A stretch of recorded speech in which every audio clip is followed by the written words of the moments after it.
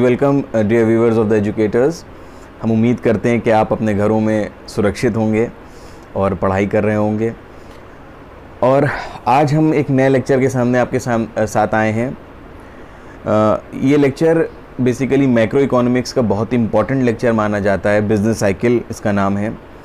तो business cycle में बहुत सारी बातें हैं, बहुत सारी चीज़ें कही गई हैं। सबसे पहले हम इस लेक्चर में ये जानेंगे कि बिज़नेस साइकिल क्या होती है, क्यों बिज़नेस साइकिल को हम लोग पढ़ रहे हैं, किन किन तरीके के फ्लक्चुएशंस इकोनॉमी में हमें देखने को मिलते हैं और कौन कौन से फेजेस होते हैं किसी इकोनॉमी में बिज़नेस साइकिल के। तो आज इन बातों पे हम फोकस करेंगे। थ्योरीज़ पे हम लोग नेक्स्ट लेक्चर में आगे बात करेंगे इंशाल्लाह। अभी हम लोग थ्योरीज़ पे बात नहीं करेंगे। बहुत सारी थ्योरीज़ दी गई, बहुत सारे इकोनॉमिस्ट ने मॉनेटरी और नॉन मॉनेटरी फैक्टर्स को उसका ज़िम्मेदार बताया, लेकिन अभी हम उनकी बात नहीं करेंगे। आज हम अपने इस लेक्चर में इन बातों का जिक्र करेंगे, फोकस करेंगे। तो सबसे पहले देखते हैं इसका हिस्टोरिकल बैकग्राउंड।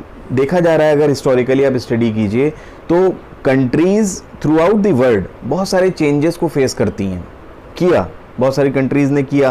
कुछ कंट्रीज़ कभी अपवर्ड ट्रेंड लेती हैं, मतलब उनकी इकोनॉमिक एक्टिविटीज़ बढ़ना शुरू हो जाती हैं, उनकी इकोनॉमी ग्रो करना शुरू हो जाती है। कभी उनकी इकोनॉमी कोलैप्स करना शुरू कर देती है, कॉन्ट्रैक्ट करना शुरू कर देती है। कहा जाता है कि ग्रेट डिप्रेशन आ गया, रिसेशन आ गया, बूम्स आ गए। बहुत सारी चीज़ें हम लोग कॉमन मैन की तरह सुनते भी रहते हैं ये सारी चीज़ें। तो ऐसा क्यों होता है, क्यों किसी देश की में बूम आता है या रिसेशन आता है या डिप्रेशन आता है? बहुत सीधा जवाब है, क्योंकि उन देशों की इकोनॉमिक एक्टिविटीज़ या तो बढ़ना शुरू कर देती हैं या घटना शुरू कर देती हैं। वर्ल्ड क्योंकि एक डायनेमिक चीज़ है, ये सारी इकोनॉमीज़ डायनेमिज्म के रूल को फॉलो करती हैं। मतलब यहाँ पे कोई चीज़ स्टैग्नेंट नहीं है कि एक चीज़ जैसी थी वैसे ही रहेगी, नहीं, ऐसा नहीं है। चीज़ें बदलेंगी, बट ऑब्वियस अगर कोई चीज़ जिंदा है तो उसके अंदर चेंजेस आना लाजिम है, ज़रूरी है। अगर इसी तरीके से देश जिंदा है, लोग चल रहे हैं, लोग कमा रहे हैं, लोग स्पेंडिंग कर रहे हैं, लोग इन्वेस्टमेंट कर रहे हैं, तो ऑब्वियसली देश बढ़ेगा। हाँ, हर साल के मुकाबले, पिछले साल के मुकाबले हर साल और बढ़ेगा। जितना जिस लेवल पे पिछले साल था उससे ज़्यादा इस साल हो जाएगा, फिर नेक्स्ट ईयर उसका लेवल और बढ़ेगा।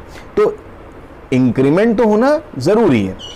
तो ये सारी चीज़ें, अब जैसे मान लीजिए कुछ एक ऐसी चीज़ें हो जाएं जिसको हम कह सकते हैं कि एक्स्ट्राऑर्डिनरी चीज़ें हो जाएं, या स्टिमुलस, कोई ऐसा एक्सटर्नल स्टिमुलस किसी इकोनॉमी में आ जाए। मान लीजिए वॉर हो जाए, फमाइन हो जाए, या मान लीजिए फॉर एग्जांपल आप कह सकते हैं कि आउटब्रेक, किसी एक बीमारी का आउटब्रेक हो जाए, या आप कह सकते हैं कि कोई गोल्ड माइन या गोल्ड रिजर्व हमें एकदम से मिल जाए, या कोई और फेवरेबल चीज़ हमारे सामने आ जाए। तो उस इकोनॉमी में या तो फेवरेबल चीज़ें देखने को मिलेंगी भाई, अगर मान लीजिए फॉर एग्जांपल गोल्ड रिजर्व मिल जाए, या नई मार्केट का इन्वेंशन हो जाए, या नई लैंड्स का डिस्कवरी हो जाए, तो देश की इकोनॉमिक एक्टिविटीज़ बढ़ना शुरू कर देंगी। सिमिलरली आउटब्रेक हो जाएगी किसी बीमारी का, वॉर हो जाए, नेचुरल कैलामिटीज़ आ जाएं, तो वो देश के अंदर इकोनॉमिक एक्टिविटीज़ कम होना शुरू हो जाती हैं, देश सिकुड़ना शुरू कर देता है, कॉन्ट्रैक्ट करना शुरू कर देता है। तो ये तो सारी बातें हो गई कि ये चेंजेस आ रहे हैं, फ्लक्चुएशंस आ रहे हैं। इसी को इकोनॉमिस्ट ने नाम दिया बिजनेस साइकिल का। इसकी वजह मॉनेटरी भी रखी गई, नॉन मॉनेटरी भी रखी गई, उसके बारे में हम लोग आगे डिस्कस करेंगे। लेकिन अभी फ़िलहाल इतना जान लेते हैं। कुछ बच्चों का सवाल होता है इस यहाँ पे, क्योंकि जब हम क्लास में पढ़ाते हैं तो बहुत सारे बच्चे सवाल करते हैं, क्या देश में सब कुछ एक साथ बढ़ना शुरू कर देता है, या सब कुछ एक साथ नहीं है? ऐसा नहीं है बेटा, ना हर चीज़ देश में एक साथ बढ़ना शुरू करती है, ना देश में हर चीज़ एक साथ गिरना शुरू करती है। Changes might be in some sectors only. कुछ सेक्टर्स में हो सकता है कि एक आध सेक्टर में बहुत बड़े चेंजेस ऐसे आ जाएं कि वो पूरे देश को रिप्रेजेंट करने लगे, आगे चल के पूरे देश में एक ऑप्टिमिज्म या पेसिमिज्म की एक हवा चलने लगे। हो सकता है सेक्टोरल चेंजेस की वजह से इकोनॉमी उसको रिफ्लेक्ट करने लगे।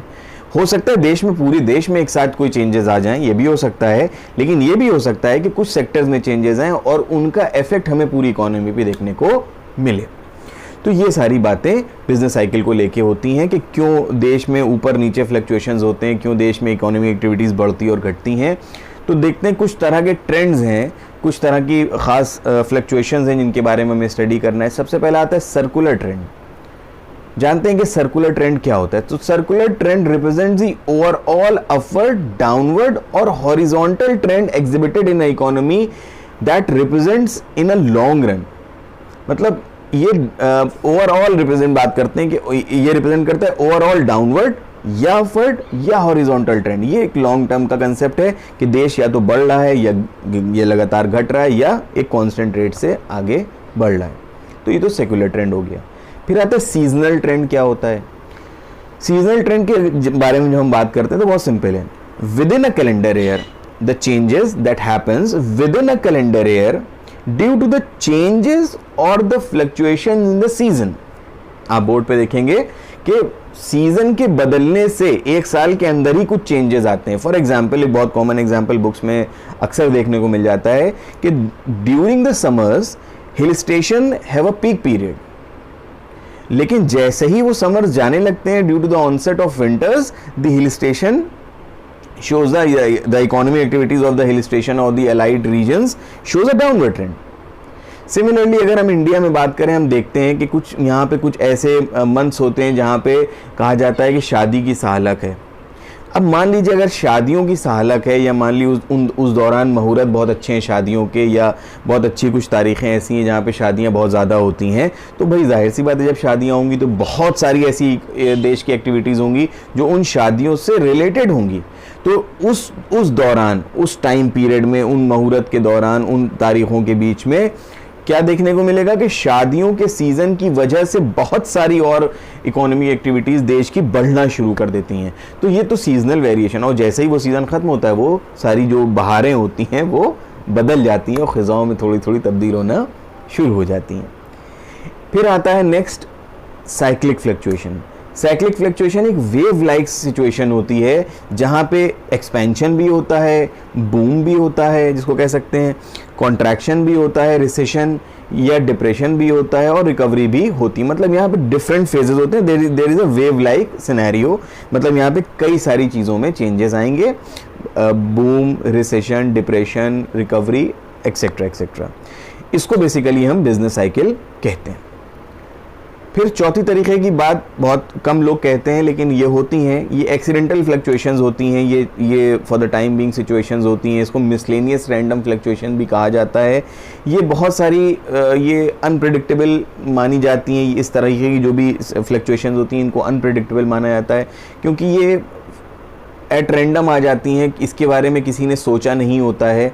जैसे फॉर एग्जांपल आउटब्रेक हो गया किसी एक बीमारी का, जैसे कि अभी हम लोग देख रहे हैं, या एकदम से मान लीजिए कोई नेचुरल कैलामिटी आ जाए, एकदम से सुनामी आ जाए, या जलजला एक बड़े लेवल पे अर्थक्वेक आ जाए, या वॉर्स हो जाए, तो ये अनप्रेडिक्टेबल चीज़ें मानी जाती हैं। इसकी वजह से भी इकोनॉमिक एक्टिविटी हैम्पर होती हैं।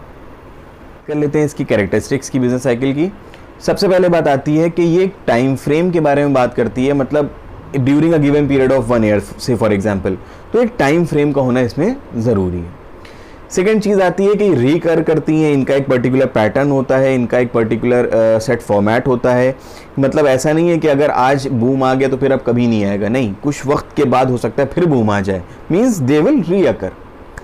थर्ड पॉइंट के बारे में बात करते हैं, भी हम जिसके बारे में पहले बात कर चुके हैं कि ऐसा नहीं है कि, देखिए दो बातें यहाँ पे होंगी, इस बात को हम कंप्लीट करने से पहले फिर से रिपीट कर दें कि हो सकता है कि बिजनेस साइकिल पूरे देश में एक साथ आए, हो सकता है कुछ सेक्टर्स में और उसका इफेक्ट पूरी इकोनॉमी में मिले, हो सकता है कुछ सेक्टर्स बिल्कुल भी फर्क ही ना हो उनके ऊपर, ये सारी बातें हो सकती हैं।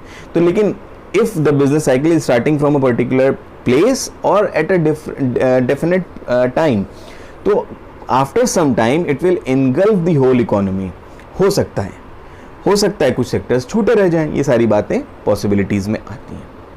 तो नेक्स्ट कैरेक्टरिस्टिक क्या है कि जब अपवर्ड मूवमेंट होता है इकोनॉमी में बिजनेस साइकिल्स का, तो वो थोड़ा सा स्लो होता है, ग्रेजुअल होता है, लेकिन जब डाउनवर्ड मूवमेंट होता है तो वो थोड़ा तेज़ होता है, इसकी स्पीड थोड़ी तेज़ होती है। मतलब जब देश तरक्की कर रहा होता है, ऊपर की तरफ बढ़ रहा होता है, उस टाइम पे देश थोड़ा धीरे बढ़ रहा होता है। इकोनॉमी में जो ग्रोथ रेट होती है वो थोड़ी सी धीरी होती है। लेकिन अगर कभी देश में नीचे की तरफ ट्रेंड आना शुरू होता है बिजनेस साइकिल में, तो वो जो नीचे की तरफ ट्रेंड आ रहा है, डाउनवर्ड ट्रेंड, उसकी स्पीड बहुत तेज़ होती है। तो देखने को क्या मिलता है कि देश तरक्की अगर कर रहा होता है तो देखने को मिलता है अरे इतनी धीरे धीरे तरक्की कर रहा है, लेकिन जब गिरना शुरू करता है तो एकदम से पूरे इकोनॉमी कोलैप्स करना शुरू कर देती है। नेक्स्ट पॉइंट के बारे में जब हम बात करते हैं तो बहुत सिंपल सी बात है कि आज जो हालात है अगले साल इससे बेहतर होंगे। मतलब अगर आज का कुछ मिनिमम है तो नेक्स्ट ईयर जो मिनिमम भी होगा वो आज के मिनिमम से ऊपर होगा। मतलब अगर देश का ये एक मिनिमम पॉइंट है तो नेक्स्ट ईयर इसका मिनिमम पॉइंट ये होगा, फिर उसके नेक्स्ट पॉइंट मिनिमम पॉइंट और बढ़ जाएगा। सिमिलरली अगर कोई फुल एम्प्लॉयमेंट पॉइंट मतलब देश का मैक्सिमम पॉइंट ये है इस साल, तो अगले साल ऊपर होगा। मतलब नीचे वाला हिस्सा बॉटम लाइन देश की ऊपर उठती जाएगी और अपवर्ड भी लाइन साथ ही साथ करस्पॉन्डिंगली ऊपर उठती चली जाएगी। तो बात हो गई आपकी कैरेक्टरिस्टिक्स ऑफ बिजनेस साइकिल की। अब हम आगे बात करते हैं कि what are the phases of business cycle.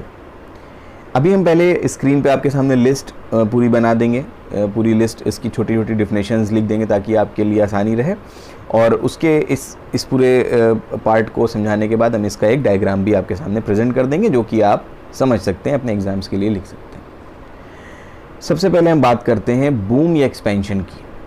4 phases होंगे बेसिकली, बूम और expansion. The second will be recession, the third will be depression and fourth will be recovery.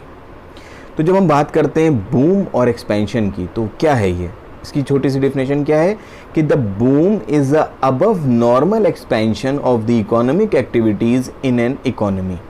Simple, मतलब एक नॉर्मल लेवल से ज़्यादा अगर इकोनॉमिक एक्टिविटी में growth होना शुरू हो जाए इकोनॉमी में अबव नॉर्मल, तो वो क्या कहलाता है, बूम या एक्सपेंशन। यहाँ पे क्या है, the entrepreneurs generally expand their activities and they undertake to employ more resources in the productive processes, या कह सकते हैं इन शॉर्ट कि वो अपने इन्वेस्टमेंट्स को बढ़ाना शुरू कर देते हैं। ये पॉसिबल तभी होता है due to some originating factors, they are also known as stimulus. ये ओरिजिनेटिंग फैक्टर्स बहुत कुछ हो सकते हैं, वॉर्स हो सकती हैं, इन्वेंशंस हो सकते हैं, डिस्कवरीज हो सकती हैं, गोल्ड रिजर्व्स का ढूंढना हो सकता है, कुछ भी हो सकता है। मतलब कुछ स्टिमुलस आएगा तो एंटरप्रेन्योर्स क्या करेंगे, एंटरप्रेन्योर्स वहाँ पे नए रिसोर्सेज को एम्प्लॉय करना शुरू कर देंगे, जिससे कि क्या होगा, इन्वेस्टमेंट्स बढ़ेंगे, इन्वेस्टमेंट्स के बढ़ने से लोगों की इनकम बढ़ेगी, कंजम्पशन पैटर्न्स में चेंजेस आएंगे, आउटपुट बढ़ेगा, एम्प्लॉयमेंट बढ़ेगा, प्रॉफिटेबिलिटी बढ़ेगी, प्रॉफिट्स को कह सकते हैं, और प्राइसेस भी बढ़ना शुरू होंगे। तो इन जनरल कहा जा सकता है कि एक इकोनॉमी में एक ऑप्टिमिज्म की लहर दौड़ेगी। लोगों को ये अब भरोसा होना शुरू हो जाएगा कि उनका पैसा डूबेगा नहीं, वो इन्वेस्टमेंट्स को बढ़ाना शुरू कर देंगे और बढ़ाना शुरू कर देंगे, जिससे कि देश अपवर्ड ट्रेंड लेना शुरू कर देगा। लेकिन जैसे कि मैंने पहले बताया कि ये अपवर्ड ट्रेंड थोड़ा सा, इसकी जो रेट ऑफ इंक्रीमेंट होगा ये थोड़ा सा धीरा होगा, इसकी स्पीड थोड़ी सी धीरे होगी। ये जो पूरा प्रोसेस है थोड़ा सा धीरे बढ़ेगा, ऐसा नहीं कि एकदम से हो जाएगा, आज हुआ और कल होना, थोड़ा सा टाइम लगेगा। हमने पहले आपसे बताया था कि ज़रूरी नहीं है कि जो बूम है या एक्सपेंशन वाला फेज़ है ये इकोनॉमी के हर सेक्टर को अपने अंदर इनगल्फ करे। हो सकता है कुछ सेक्टर्स ऐसे हों जो इससे अछूते रह जाएं, लेकिन कुल मिला के हालात यही होंगे कि जिस टाइम पे बूम या ओवर डेवलपमेंट या ओवर एक्सपेंशन शुरू हो जाएगा तो कहीं ना कहीं इसके कुछ लिमिट्स, बॉटलनेक्स देखने को मिलेंगे। तो हम लोग नेक्स्ट जो बात करेंगे स्लम्प की या रिसेशन की। तो बहुत सिंपल सी चीज़ है, इसके लिए बहुत एक कॉमन सी बात कही जाती है, the seeds of slump lies in the boom itself. तो जब भी कोई चीज़ एक्स्ट्राऑर्डिनरी पेस से बढ़ना शुरू करती है तो उसके अंदर सेल्फ डिस्ट्रक्शन की कुछ चीज़ें खुद ही शामिल होना शुरू हो जाती हैं, या कहा जाता है कि एक्सपेंशन फेज के अंदर कुछ ऐसे सिग्नल्स होते हैं जो इंडिकेट करते हैं कि अब देश इससे ज़्यादा नहीं बढ़ पाएगा। यहाँ पे एक साइकोलॉजिकल डर पैदा होना शुरू हो जाता है, खासकर इन्वेस्टर्स के बीच में या बिजनेसमैन के बीच में। क्या डर है वो, कि बहुत कॉमन सा एग्जाम्पल, 2 कॉमन एग्जाम्पल दिए जाते हैं कि जब भी सूरज पूरा बढ़ जाता है, हर चीज़ अपने एक मैक्सिमम लिमिट के बाद गिरना शुरू हो जाती है। जैसे कि सूरज का एग्जाम्पल दिया जाता है, कहा जाता है कि जब सूरज बिल्कुल पीक पे होता है फिर भी हमें उससे नहीं डरना चाहिए, क्योंकि ये टाइम आएगा शाम का कि जब सूरज भी ढल जाएगा। और उर्दू में बहुत कॉमन एग्जाम्पल कहा जाता है कि हर उरूज के बाद ज़वाल आता है, मतलब कोई भी चीज़ बहुत ज़्यादा अगर बढ़ती है तो वो गिरना शुरू हो जाती है। तो बूम में हमने देखा था कि इन्वेस्टमेंट बहुत बढ़ गए थे, हमने देखा था एम्प्लॉयमेंट लेवल बहुत ज़्यादा हो गया था, प्रोडक्शन बहुत ज़्यादा हो रहा था, प्रॉफिटेबिलिटी बहुत ज़्यादा हो रही थी, लोगों की इनकम्स बहुत ज़्यादा जनरेट हो रही थी, कंजम्पशन बहुत ज़्यादा हो रहा था, बहुत सारी चीज़ें हमने देखी थी। तो अब ये सब ज़्यादा जो है इसको हम कह सकते हैं कि अपने मैक्सिमम जब पे पहुंच जाएगा तो वो अपने आप कहीं ना कहीं बिजनेसमैन उससे डरना शुरू करेंगे। बिजनेसमैन देखेंगे क्योंकि इन्वेस्टमेंट बहुत ज़्यादा हो रहे हैं, लोगों की लिक्विडिटी बहुत कम हो गई है, या लोगों ने देखा कि से फॉर एग्ज़ाम्पल जब प्रोडक्शन बहुत ज़्यादा बढ़ना शुरू हो जाता है तो उसके बहुत कॉमन एग्जाम्पल लॉ है, लॉ ऑफ डिमिनिशिंग रिटर्न्स का, कि जब प्रोडक्शन बहुत ज़्यादा बढ़ना शुरू हो जाता है तो एक टाइम ऐसा आता है जहाँ पे डिक्रीजिंग रिटर्न्स लॉन्ग रन में हमें मिलना शुरू हो जाते हैं। तो वो डिक्रीजिंग रिटर्न मिलेंगे प्रोडक्शन या आउटपुट के ज़्यादा होने की वजह से, जिससे कि प्रॉफिटेबिलिटी कम होगी। क्यों? क्योंकि कॉस्ट बढ़ जाएगी, और प्रॉफिटेबिलिटी कम होने से इनकम भी कम होगी, आउटपुट भी कम होगा, एम्प्लॉयमेंट भी कम होगा। तो रिसेशन कुल मिला के उसकी वजह क्या है? बूम का होना ही रिसेशन की वजह बनता है, क्योंकि कुछ चीज़ें बहुत ज़्यादा बढ़ जाती हैं, इसलिए रिसेशन अपने आप आ जाता है। क्यों आ जाता है? इस बार हम फिर एक बात को रिपीट कर दें, इसी बात को, क्योंकि इन्वेस्टमेंट बहुत ज़्यादा थे तो अब धीरे धीरे इन्वेस्टमेंट्स कम होना शुरू हो जाते हैं। क्योंकि आउटपुट बहुत ज़्यादा हो गया था, इस वजह से डिक्रीजिंग रिटर्न्स का फेज़ आता है और कॉस्ट बढ़ना शुरू करती है, इस वजह से आउटपुट और प्रॉफिट्स दोनों कम होना शुरू हो जाते हैं। बिजनेसमैन कोशिश करते हैं कि इन्वेस्टमेंट्स अब ना करें, बैंक्स अपने पुराने लोन्स को वापस पे ऑफ मांगना शुरू कर देती है, तो जो भी इन्वेस्टमेंट्स है वो इस तरह से भी कम होते हैं। इन्वेस्टमेंट्स के कम होने से आउटपुट पे, क्योंकि दो तरफा इम्पैक्ट पड़ेगा, इन्वेस्टमेंट कम हुए इस वजह से भी आउटपुट पे कहीं ना कहीं फ़र्क पड़ेगा, और साथ ही साथ अब डिक्रीजिंग रिटर्न का फेज शुरू हो गया है या होने वाला है, इस वजह से भी आउटपुट हमारा अब कम हो जाएगा, जिसकी वजह से डायरेक्ट इम्पैक्ट हमारा कहीं ना कहीं एम्प्लॉयमेंट लेवल्स पे पड़ेगा, जॉब्स के ऊपर पड़ेगा, रोज़गार के ऊपर पड़ेगा, और प्रॉफिटेबिलिटी, इनकम लेवल भी कम होना शुरू हो जाएंगे। तो देश कुल मिला के धीरे धीरे सेक्टोरल ही हो सकता है, कहीं ना कहीं देश में पेसिमिज्म की एक लहर दौड़ना शुरू हो जाएगी और पूरा देश नीचे की तरफ आना शुरू हो जाएगा स्टॉक लिक्विडेशन के प्रोसेस के साथ साथ। देन आता है डिप्रेशन। कहा जाता है कि अगर स्लम्प बहुत ज़्यादा परसिस्ट कर गया और बहुत एक्यूट हो गया है तो देश में डिप्रेशन की नौबत या हालात डिप्रेशन के आ जाएंगे, हम लोग को डिप्रेशन देखने को मिल सकता है। क्या है डिप्रेशन? यहाँ पे आउटपुट और इन्वेस्टमेंट्स लेवल बहुत ज़्यादा गिर चुके हैं, क्योंकि वो गिर रहे थे ऑलरेडी, स्लम्प में लगातार गिर रहे थे, अब यहाँ पे अपने मिनिमम पे आना शुरू करेंगे, जिसकी वजह से इनकम्स डायरेक्टली अफेक्टेड हो जाएंगी। भाई जब जाहिर सी बात है कि इन्वेस्टमेंट्स ही नहीं हो रहे हैं, और इन्वेस्टमेंट क्यों नहीं हो रहे हैं? ये पूरा एक सर्किल है, एक साइकिल है। हम इसको इस तरह से स्टार्ट करते हैं कि इन्वेस्टमेंट्स नहीं हो रहे हैं, इन्वेस्टमेंट्स ना होने की वजह से इसका मतलब अब प्रोडक्शन भी नहीं हो रहा है, आउटपुट नहीं हो रहा है, तो अब हमें लोगों की क्या ज़रूरत पड़ेगी? तो एम्प्लॉयमेंट भी अब कम होगा, मतलब जॉब्स जाएंगी, उसकी वजह से लोगों की इनकम लेवल्स कम हो जाएंगी, तो फिर वो इंटर्न डिमांड नहीं करेंगे, क्योंकि इनकम नहीं तो डिमांड नहीं करेंगे। फिर ये एक इंटर्न एक रिटर्न बनेगा कि जब डिमांड नहीं है तो फिर इन्वेस्टमेंट क्यों किया जाए। तो आउटपुट इसलिए नहीं होगा क्योंकि इन्वेस्टमेंट नहीं होंगे, और आउटपुट ना होने की वजह से जॉब्स जाना शुरू करेंगी। एक पूरा साइकिल है, इसको आप चाहे इस एंगल से देखिए चाहे इस एंगल से, बात वहीं पे निकलेगी कि आउटपुट और एम्प्लॉयमेंट ना होने की वजह से इन्वेस्टमेंट्स गिर रहे हैं, कैपिटल मार्केट शैटर करना शुरू करेंगी, क्योंकि यहाँ पे जो इन्वेस्टर्स हैं उन्होंने अपनी major portion of the wealth खो चुके होंगे। यहाँ पे फिर वही बात आती है कि ज़रूरी नहीं कि हर सेक्टर इससे अफेक्टेड हो सकता है कुछ ऐसे लकी वंस हों जो कि अपनी जॉब सिक्योर करने में कामयाब भी हो जाएं, लेकिन हो सकता है फिर उनको लो वेजेस पे काम करना पड़ जाए। ये सारी बातें हो सकती हैं। यहाँ पे हम उस बात को फिर से रिपीट कर दें, बहुत ज़्यादा इफेक्ट जो डिप्रेशन करता है वो करता है कैपिटल गुड इंडस्ट्रीज़ को।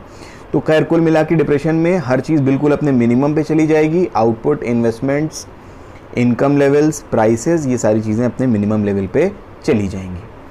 फिर नेक्स्ट फेज़ बड़ा अच्छा माना जाता है, जिसमें रिकवरी का फेज़ माना जाता है, कि जब डिप्रेशन अपने लोएस्ट लेवल, जिसको ट्राउ कहते हैं, जब अपने मिनिमम लेवल पे होता है तो वहाँ पे क्या होता है कि लोगों को कुछ अपॉर्चुनिटी देखने को मिलती है। लोग देखते हैं कि अगर इतने मिनिमम लेवल पे हम इन्वेस्टमेंट करेंगे तो हमें कुछ ना कुछ तो फ़ायदा मिलेगा आगे चल के, क्योंकि अब इससे ज़्यादा देश नीचे भी नहीं जा सकता, तो अब कुछ ना कुछ हमें इन्वेस्टमेंट्स में फ़ायदा मिलेगा। तो जब इन्वेस्टमेंट्स लोग करना शुरू करते हैं तो फिर एक उम्मीद की किरण जागती है, एक जिसको कह सकते हैं कि अंधेरी गुफा में एक छोटी सी रोशनी का काम करती है ये उम्मीद, और इसी उम्मीद के साथ लोग फिर से इन्वेस्टमेंट्स करते हैं।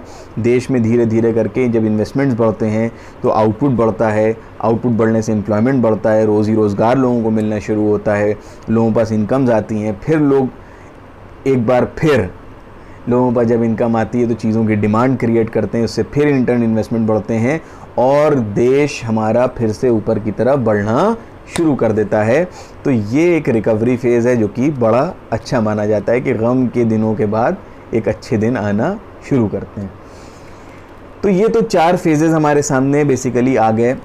अब यहाँ पे इस बात को क्लियर होना बहुत ज़रूरी है कि इन फेजेस का कोई टाइम पीरियड सेट नहीं है कि 2 साल की ही होगी एक फ़ेज़, ऐसा ज़रूरी नहीं है। इसको दिमाग में मत रखिएगा कभी कि 2 साल का बूम होगा, 2 साल की रिकवरी होगी, 2 साल का रिसेशन होगा, ऐसा नहीं है।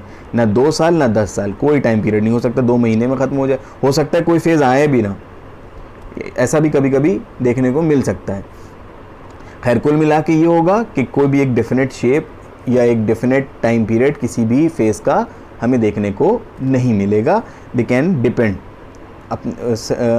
Upon certain conditions.